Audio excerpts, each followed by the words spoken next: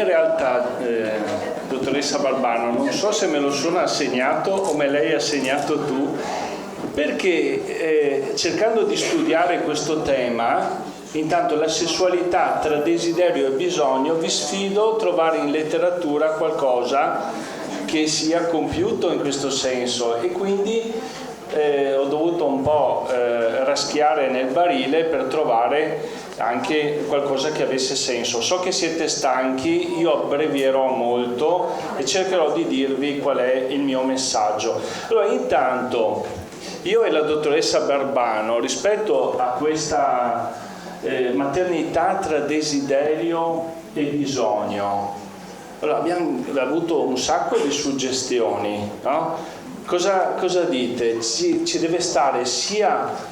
Quando è che è desiderio secondo voi? Cerchiamo di interagire un po'. Quando è che c'è, scusate, bisogno di maternità? È un bisogno la maternità e la paternità o no?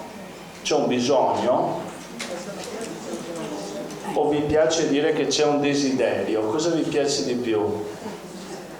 Allora, io vi posso partire da una situazione, per esempio, clinica. È venuto un signore che ha difficoltà ad avere rapporti in maniera totale, però sta avendo un figlio tramite la fecondazione eterologa con una donna. Ok? Cioè, nel senso che loro hanno avviato un percorso di fecondazione con ovodonazione, e chiaramente c'è anche una difficoltà per la donna. Lui è andato lì, ha fatto il donatore, è andato in un paese all'estero e poi ha detto: adesso tu non mi servi più, io sto qui da sola e tu intanto vai a casa. E lui non sa se vorrà diventare padre in futuro. Ecco, cioè nel momento in cui capiterà che lui diventa padre, allora lì c'è probabilmente un grande bisogno di diventare mamma, dove qui non c'è un bisogno di diventare papà. Ok? Allora è chiaro che siamo in una società dove grazie alla tecnica sono possibili queste cose, e dobbiamo vedere, questo porterà poi a una coppia che si rinforza, a una coppia che si disgrega. Per esempio, io non lo so come finirà. Tra l'altro loro non hanno una bella sessualità, assolutamente, cioè non ce l'hanno, e quindi io mi chiedo, noi ci assegniamo dal giudizio ovviamente proprio per una questione deontologica, però la vedo dura. A me piaceva una cosa che ha detto la dottoressa Amabilia stamattina: la sessualità è parte fondante della felicità della coppia. A me piacerebbe proprio pensarla così. E uno dei miei maestri alla scuola di sessuologia diceva che Lipasini diceva che la sessualità è un rasserenatore dei legami di coppia. Allora, cavolo, io come psicologo, come sessuologo, volevo concludere in questa maniera qua, dicendo probabilmente dobbiamo tornare a parlare di sessualità, dovremmo parlare forse anche di educazione sessuale. Le persone che vengono da noi a volte non hanno una conoscenza della sessualità, dei meccanismi anche che la regolano.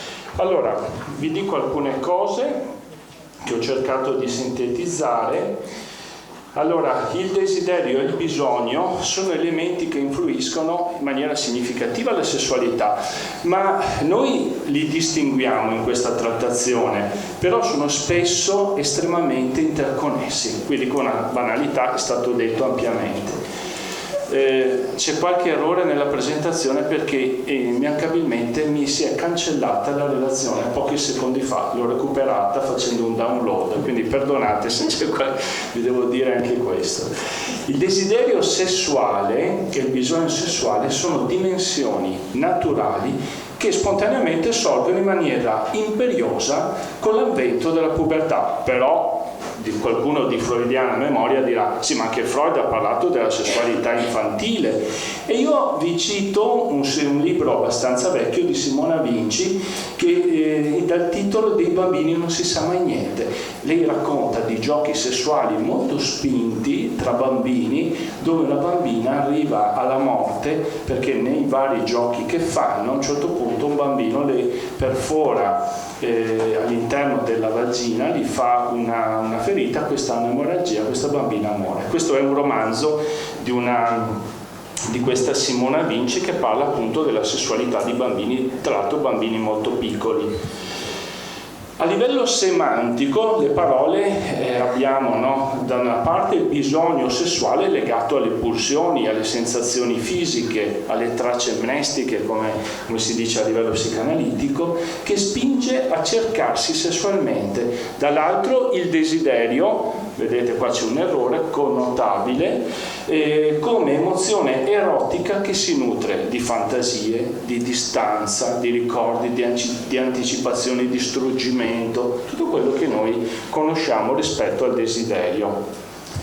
Andiamo avanti. Il bisogno sessuale indica una pressante esigenza di soddisfacimento. Ho un bisogno, ho una pressante. Poi ho scritto anche cos'è la pulsione, ma la conosciamo tutti e saltiamo. Il bisogno ha a che fare con la parte rettiliana, io direi, e la parte del funzionamento psichico, che ha un forte aggancio al somatico. Il bisogno si stacca dal somatico, per esempio, e diventa elemento cognitivo e sociale quando ha una valenza, per esempio nella riprocreazione. Io ho bisogno di essere madre, perché se divento madre o padre acquisisco o realizzo il mio status sociale, quello che io desidero. Il bisogno sessuale è spesso poco distinto dal desiderio, anzi è spesso una parte di esso. Vi ricordate il bisogno dei maschi fino a qualche anno fa? I maschi, nella sessualità, i maschi hanno bisogno di scaricare, quindi è un bisogno, c'era una sessualità idraulica. Adesso il compito per i maschietti è un po' più difficile, perché non solo devono fare questo, ma devono provare desiderio, devono mantenere l'eccitazione. Allora adesso abbiamo dei maschi terribilmente in crisi rispetto alla sessualità, perché una volta il compito era soddisfare lo scarico del maschio, lo scarico della tensione, mentre adesso il compito relazionale a livello sessuale con la donna è estremamente diverso, ed è questo il motivo per cui i maschi sono in crisi. Io vedo molti maschi con mancanza del desiderio, o la difficoltà più classica è quella che nel momento in cui loro agiscono una relazione sessuale, nel momento in cui c'è la penetrazione cade l'erezione, dramma, e quindi si crea un bisogno di avere un'erezione. Vengono lì e chiedono: dottore, mi aiuti che questo si mantenga. Allora vengono dallo psicologo, dal sessuologo, dopo che sono stati da una serie di andrologi, dove hanno preso una serie di pastiglie che non funzionano, e a quel punto, come ultima spiaggia, vengono dallo psicologo, sessuologo, per essere aiutati. Ecco, io vi devo dire che su questa difficoltà, su questa disfunzione sessuale, a volte mi riesce abbastanza facile con una semplice rassicurazione. Vi dico onestamente, non è che faccio chissà quale intervento terapeutico, no? Basta dare una pacca sulla spalla, questo dice: sa dottore, ha funzionato. Allora questo è un livello. Infatti a Milano mi dicevano: probabilmente fatti toccare la testa che è sufficiente, ma non è così. Per esempio io uso l'MDR perché la prima volta, il primo fallimento diventa emblematico, poi crea una sorta di disturbo per cui in questo caso il maschio che ha la disfunzione sessuale è preoccupato di capire se rimarrà suo o no il suo membro, più che godersi il piacere nell'atto sessuale. E questo fenomeno di spectatoring o di auto-osservazione crea inevitabilmente il fallimento del rapporto sessuale. Ecco, quindi il lavoro è proprio quello di ristabilire questa sicurezza. Ho un minuto, dice Gina.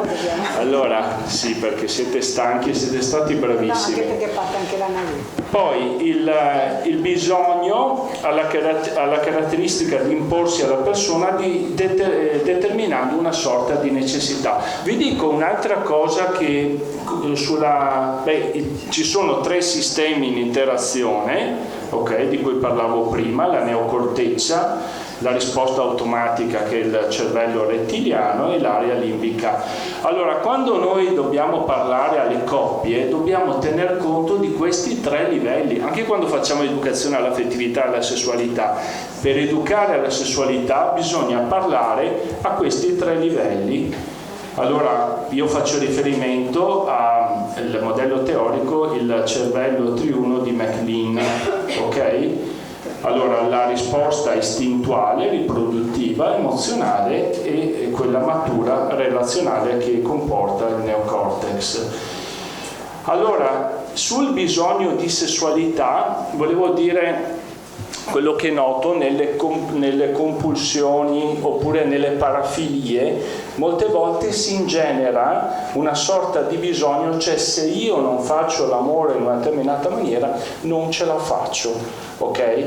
Allora lì è chiaro che nel momento in cui c'è patologia non c'è la componente del desiderio, c'è più la componente del bisogno. Però vi dico che mentre riflettevo su queste cose vedo estremamente intrecciato anche la parte del desiderio, e concludo facendovi un esempio. Nella sex addiction c'è stata una ricerca che vi cito, Steele e Prause dell'Università di Los Angeles nel 2013, con i potenziali evocati hanno cercato di capire quando c'era dipendenza o quando invece c'era desiderio. Ecco, allora questi autori sono arrivati a questa conclusione, dicendo che non si tratta tanto di addiction quanto di una modalità di esercitare la sessualità attraverso un insieme di comportamenti sessuali socialmente inaccettabili, ma non per questo psicopatologici. Qui voi capite che entriamo in quella dimensione di concezione liquida della sessualità, dove i riferimenti che noi abbiamo avuto per tanto tempo stanno andando. Quindi noi cioè uno ti dice: ma questo è il mio modo di vivere la sessualità, ok? Però ecco, come sessuologi noi abbiamo questa concezione: la parafilia viene diagnosticata quando c'è una fissità nel raggiungere il piacere sessuale e quando l'altro viene considerato come un oggetto.